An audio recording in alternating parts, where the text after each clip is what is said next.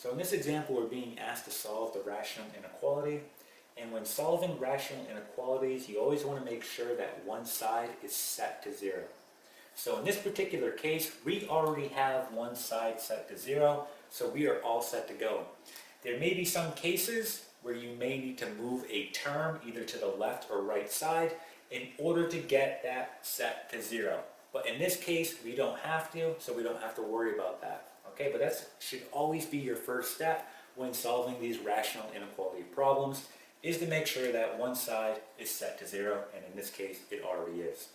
All right, so our next step is to go ahead and find our points of interest. And in order to do that, we're going to take both our numerator and denominator, set them equal to 0, and solve, right? So doing the numerator, we get this.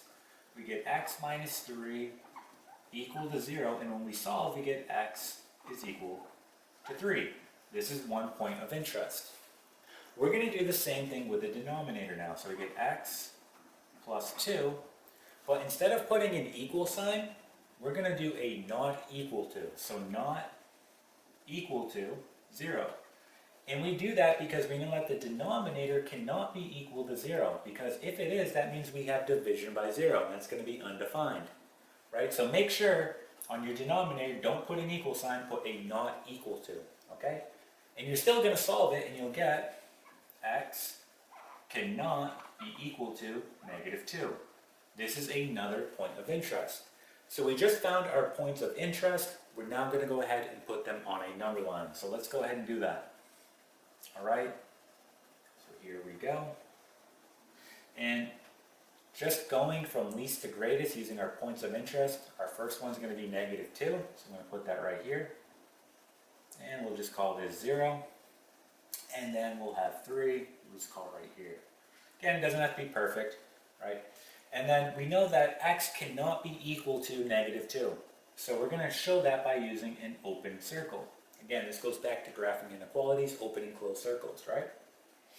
Here we have x is equal to 3, meaning it can be equal to 3. So we're going to use a closed circle here, okay? Now we're all set to go ahead and test our regions, and in this case we're going to have 3 regions. Okay, our first region is going to be to the left of negative 2, right here. We'll call this here region 1. Region 2 is going to be in between negative 2 and 3, so this is region 2. And region 3 is going to be to the right of 3, so this is region 3. What we're going to do is we're going to pick an integer from each region, plug it into our original inequality, and see if it's true or false. By doing this, we're going to be able to come up with a solution that we can put in interval notation, and that will be our final solution, okay? So let's start left to right. Let's start with region 1. Let's just pick an integer that's to the left of negative 2. I'll just pick negative 3, right? So wherever I see an x, I'm going to plug in a negative 3. So doing that, I get negative 3 minus 3, and then I get negative 3 plus 2. This is going to be greater than or equal to 0. And then simplifying this down, I get negative 6 all over negative 1 greater than or equal to 0, which we know is really just 6, right? So 6 is greater than or equal to 0. Now, is that true or is that false? Well, that is true. So we're going to go ahead and put a T for true for region 1, right? So it's true. Again, we'll use this later on when we determine our final solution. So let's go ahead and erase this. We're going to do the same thing for region 2. And for region 2, I'm definitely going to pick 0 here because zeros are easy to work with. So if I plug a 0 into x here and here, I'm just going to be left with this, right? Negative 3 over 2, right? Plug the 0 here, plug the 0 here. So I'm just left with negative 3 over 2. And this is greater than or equal to 0. That is false, right? So for region 2, that's false. So we want to go ahead and put an F for region 2 for false. Let's go ahead and test region 3. So let's pick a number to the right of 3. Let's pick 4, right? So let's go ahead and plug in a 4. So plugging in a 4, we get the following. We get 4 minus 3. And then we get 4 plus 2 greater than or equal to 0. This is going to be 1 over 6 greater than or equal to 0. And we know that that is true. So I'm going to go ahead and put a T down for region 3, right? Region 3 was true. Now we have all the information we need to write our final solution in interval notation. All right, so let's go ahead and do that. Let's erase this. So again, we want to go left to right here, running in interval notation. So region 1 was true, so we're going to show that the following way. Right? We're going from negative infinity.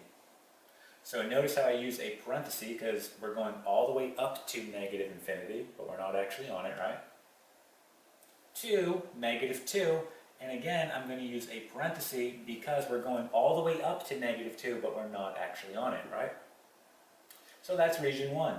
Now notice region 2, it was false, right? So we're not going to write anything there. And then we go to region 3, and that's the next part of our solution. But we have a gap between our solutions, right? So what we need to do is put a union. We call this a union. That's a gap between our solutions.